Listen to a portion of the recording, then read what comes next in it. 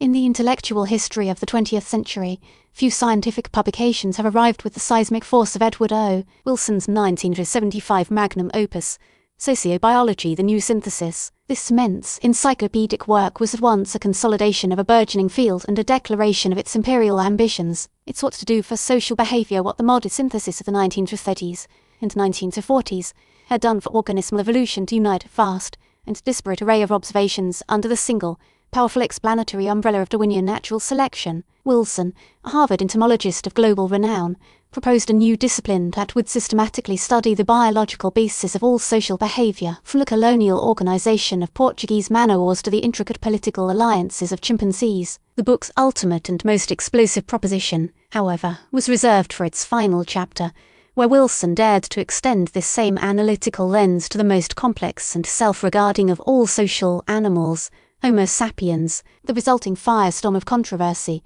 which pitted colleague against colleague and transcended the ivy-covered walls of academia to become a public spectacle, has often overshadowed the profound intellectual achievement the book represents. Yet, to understand the trajectory of the modern life sciences and the enduring conversation about human nature, a deep engagement with sociobiology remains an indispensable exercise. It stands as a monument to the power of synthesis, a testament to the scientific pursuit of unifying principles, and a cautionary tale about the treacherous terrain where biology and human society intercept. The intellectual ground for Wilson's grand synthesis had been carefully tilled for over a decade by a small but brilliant cadre of theoretical biologists. The central problem they confronted was a persistent thorn in the side of classical Darwinian theory: the existence of altruism. If natural selection operates on individuals to maximize their reproductive success, then behaviors that benefit others at a cost to oneself appear to be evolutionary paradoxes. The British biologist William D. Hamilton provided the first and most crucial conceptual breakthrough in his 1964 papers on inclusive fitness. He demonstrated mathematically that altruistic behavior could evolve if the recipient of the altruistic act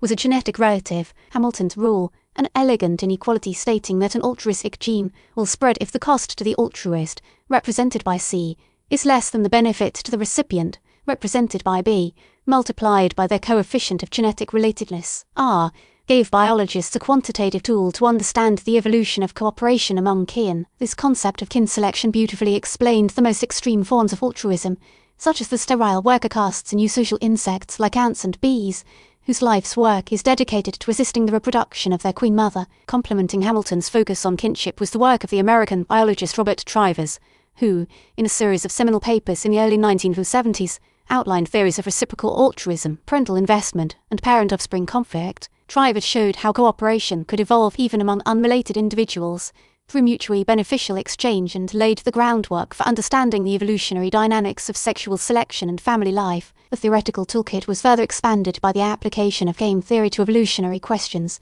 pioneered by John Maynard Smith and George R. Price, whose concept of the evolutionary stable strategy, or S, provided a framework for analyzing how different behavioral strategies would fare when competing against one another over evolutionary time. These were foundational pillars: skin selection, reciprocity, parental investment, a game theory that awaited an architect with the vision to construct a unified. Edward O. Wilson was uniquely positioned to be that architect. His profound expertise as a myrmecologist, a specialist in the study of ants, provided him with a deep appreciation for the power of genetics to shape complex social systems. The ant colony, with its rigid castes, elaborate communication, and warlike organization, was a living demonstration of genetically programmed sociality. In sociobiology, Wilson marshaled this expertise and combined it with an exhaustive survey of the entire animal kingdom. The book's structure is a testament to its synthetic ambition. It unfolds methodically, almost taxonomically, beginning with the principles of population genetics and behavioral biology before moving chapter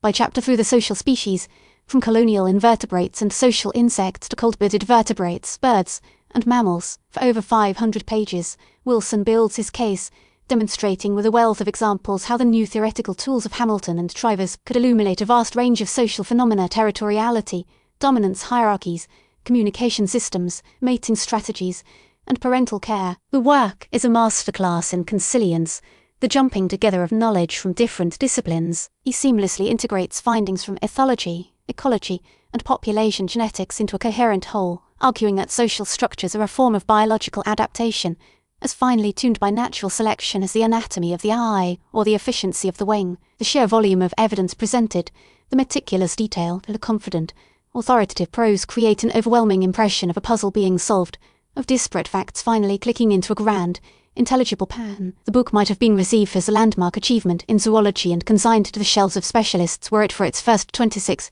chapters. It was the 27th and final chapter, a mere 30 pages titled Man from Sociobiology to Sociology, that transformed the work from a scientific treatise into a cultural flashpoint. Here, Wilson extended his argument to its logical, and for many, its terrifying, conclusion. He proposed that human social behaviour, long considered the exclusive domain of the humanities and social sciences, must also be subjected to biological analysis. He argued that traits such as ethics, religion, tribalism, warfare, and even the division of labour between the sexes were products of our species' particular evolutionary history. Our complex cultures, he contended, operate on a genetic leash, while culture allows for a vast repertoire of behaviours. The leash of our innate, genetically evolved predispositions constrains the arc of its development, pulling it back toward patterns that were adaptive in the Pleistocene environments of our ancestors. Wilson speculated on the biological roots of universal human behaviours, suggesting that altruism in humans is a complex tapestry woven from the threads of hardcore kin selection and softcore reciprocal altruism. He hypothesized that our moral systems evolved to codify these cooperative arrangements and that xenophobia, a darker aspect of our nature, may represent an ancient, evolved predisposition toward in-group favoritism. He was careful to frame these as hypotheses, avenues for future research, a call to begin a new dialogue between the two cultures of science and the humanities. He proposed a future where sociology and the other social sciences would be the last branches of biology to be integrated into the modern synthesis. This was an act of profound intellectual audacity, a direct challenge to the prevailing blank slate or standard social science model, which held that the human mind was almost infinitely malleable and that culture was an autonomous force shaping behaviour. The reaction was immediate and ferocious. From within Wilson's own department at Harvard, a collective of prominent academics, including geneticist Richard Lewontin and paleontologist Stephen Jay Gould, formed the Sociobiology Study Group. In an infamous letter to the New York Review of Books, they launched a blistering critique, framing sociobiology as a primarily political project masquerading as objective science. They accused Wilson of promoting a form of genetic determinism that provided a convenient biological justification for the existing social order, including sexism, racism, social stratification, and capitalist competition. They argue that his claims about the genetic basis of human behaviour were untestable just-so stories, plausible-sounding evolutionary narratives constructed after the fact with little possibility of empirical falsification. The controversy spilled out into the public square. Wilson was physically accosted at a scientific meeting. His talks were protested, and he was branded a dangerous reactionary. The debate was acrimonious because it touched upon the most sensitive and deeply held beliefs about human freedom, equality, and the potential for social change. For his detractors, Wilson's genetic leash was a chain, shackling humanity to a brutal, competitive past and denying the possibility of a more equitable future. Wilson, for his part, consistently maintained that his critics were misrepresenting his work. He argued that he was describing biological predispositions, a far cry from immutable genetic commands. To understand our evolved nature, he countered, was a prerequisite for transcending its less desirable aspects. To ignore the biological component of human behaviour was to build social policy on a foundation of pure sand. The conflict revealed a deep chasm between two worldviews, one that saw human beings as fundamentally shaped by their evolutionary heritage, and another that saw them as shaped almost entirely by culture, economics, and power structures. In the decades since its publication, the legacy of sociobiology has proven to be as complex and multifaceted as the controversy it ignited.